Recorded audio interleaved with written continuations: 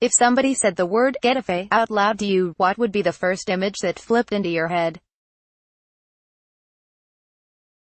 Perhaps the daring and flamboyance of Michael Laudrup's 2008 version that knocked out Spurs, eliminated Benfica and led Bayern Munich 4-2 on aggregate in the UEFA Cup quarter-final with 16 minutes of extra time left, despite having played with 10 men for 90 minutes only to agonizingly draw 5-5 and exit on away goals. Or the Getafe side that suffered what Barcelona fans recently overwhelmingly voted the greatest goal in their club's history, when the 19-year-old Lionel Messi inserted a Diego Maradona microchip into his head, dribbled past about 26 players from the halfway line and finished just like his fellow Argentine legend in the 1986 World Cup against England. That Getafe side was managed by Bernd Schuster who, drier than the Sahara, opined that his players should have kicked Messi to prevent his remarkable goal. It's a theme with this club. Schuster's players took the hint and beat Barcelona 4-0 in the second leg, having lost the Camp Nou match 5-2. Egg on Catalan faces. The other images that might jump to the frontal lobe at the mention of one of Madrid's smallest, more pugnacious clubs could involve Pepe, at the Bernabeu in 2009, trying out for a role as an NFL kicker but choosing to do so by aiming two vicious boots at the head of Getafe's Javi Casquero, the reddest of red cards in Spanish football history. Or when Los Azules' awful lack of fans, empty stadium and dull atmosphere caused the club, in 2011, to come up with the idea of making of a football-based adult film so that it might, literally, spawn an increase in the birth rate of Getafe supporting kids. One of the plot lines involved sexy Getafe zombies. Don't ask. Whatever your immediate association with Getafe, their current manager, Pepe Bordalás, should be overriding it all with their remarkable 2018-19 season. Getafe, currently Spain's fourth best club, who host a massive local derby against European champions Real Madrid on Thursday, sent Bordalás an emergency SOS when they were second from bottom in the second division, played 7-1-1, scored 4 goals, conceded 10, that was 17 months ago. Right now they're in a superb three-way battle with Valencia and Sevilla for that precious final Champions League qualifying spot, a financial and footballing treat that Getafe have never enjoyed in their 36-year history. One thing we know is that should Sevilla and Getafe finish joint fourth, the Madrileños will go into Europe's elite competition because of La Liga's head-to-head rule. To put it bluntly, the current cherry on the icing of Getafe's record-breaking season is the fact that they've humiliated Sevilla 5-0 on aggregate across their 2 meetings. A clinical dismantling at the Nervión not long after the start of the season, and then, on Sunday, came a 3-0 thumping of a Sevilla side with a massive budget advantage and boasting, at least on paper, better players in almost every position. Is Zidane-Bale relationship beyond repair? Barca close in on La Liga title, and there's the rub. Here's a thought exercise. Act as if you were one of the other top 4 clubs in Europe's major leagues: England, Germany, Italy, France. Then award yourself the director of football role, with a robust budget, and ask yourself, seriously and in comparison with what will be available elsewhere this summer, plus what you've already got in your squad at PSG, Liverpool, Juventus, Dortmund, Naples or Manchester City, for example, which Getafe player would you automatically buy? David Soria, admittedly, is in the form of his life, but would you place the former Sevilla keeper even in the top 10 for his position in Europe? Meanwhile, Deconum Dejean is something of a phenomenon. Umbilically linked to Bordalás given that they work together at Alcorcón, his athleticism, concentration, eagerness to win the ball in any situation and ability to play either defensive midfield or a couple of positions in the back four makes him the one standout purchase. Dejean has been literally stellar for us since I signed him. He's capable of shutting down Luis Suarez, Cristiano Ronaldo or Diego Costa, Bordalás said recently. Jean's age, his price, his particular version of N'Golo Kanté's seek and destroy missions for Leicester, France and Chelsea all make him a nailed-on summer transfer target for an aspiring English Premier League team, where his wages would quadruple at the very least.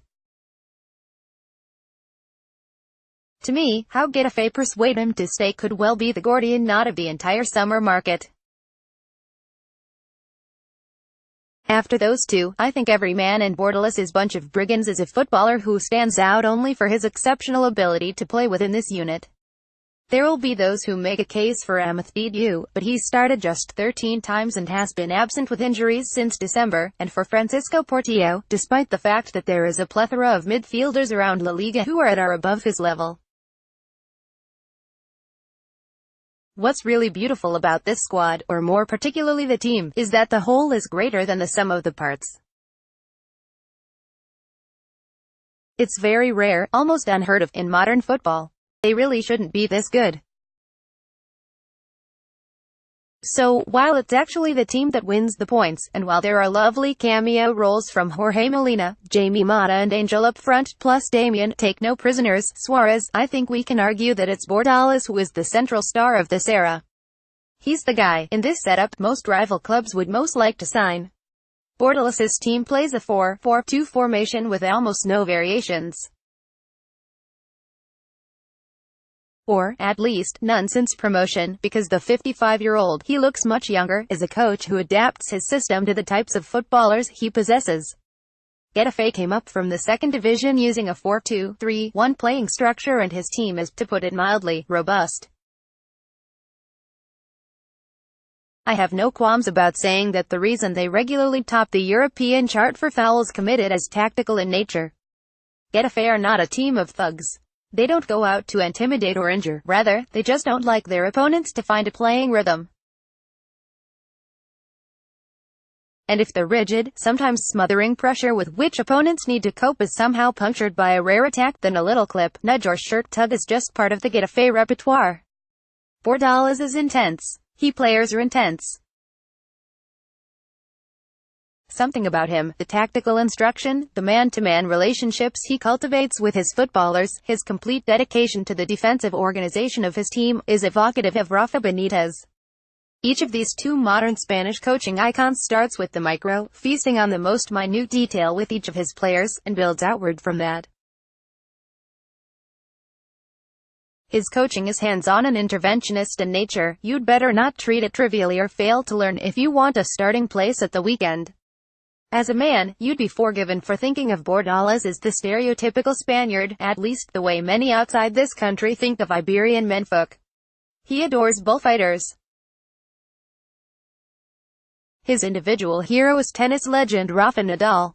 He'll admit to being extremely preoccupied by the increasing call from within Catalonia for independence, and he loves to watch the motorbike Grand Prix where, so regularly, Spain produces the sport's leading riders. It's infamous that once, when looking for a new assistant, Alex Ferguson wanted to choose Martin Jola for his acumen but felt he couldn't because of the Dutchman's weight. Bordalás is someone who shares that concept, admitting that he's lost weight, is in great shape and watches what he eats very carefully because one's image is very important in this profession. In other words, given that he's obsessed by his players' weight, diet, fitness and stamina, he'd be hard-pressed to insist on those standards within his squad if he didn't set them precisely the right example. Bordalás has the same approach to discipline. His fiery nature used to see him red-carded, reprimanded and fined much more than currently when, ostensibly, the pressure is higher. But he sought help from those around him, listened to their advice and attempted to mature, on the basis that if he were sent off or suspended, it wasn't helping the team and it was sending his players a bad example. All in all, Getafe's season is a gem of a story. Overachieving Getafe, now popular, now with crowds happy to flock to the Alfonso Pérez Coliseum and with Champions League football within their grasp. Personally, I still think that Valencia should pip them to fourth, but this week is huge in terms of how that battle shapes up. Getafe host Real Madrid, with local bragging rights an added issue, and then Real Sociedad away while Valencia play Atleti and Eibar before their welcome, but distracting Europa League semi-final against Arsenal begins. Wonderful drama, a wonderful season for Getafe. But whether the rumors of Sevilla wanting Bordalás to take over the side he's torn to shreds this season are true or not, I'd guess it's time for the Getafe faithful to enjoy and support him while they can. Bigger things are ahead for Bordalás. Bank on it.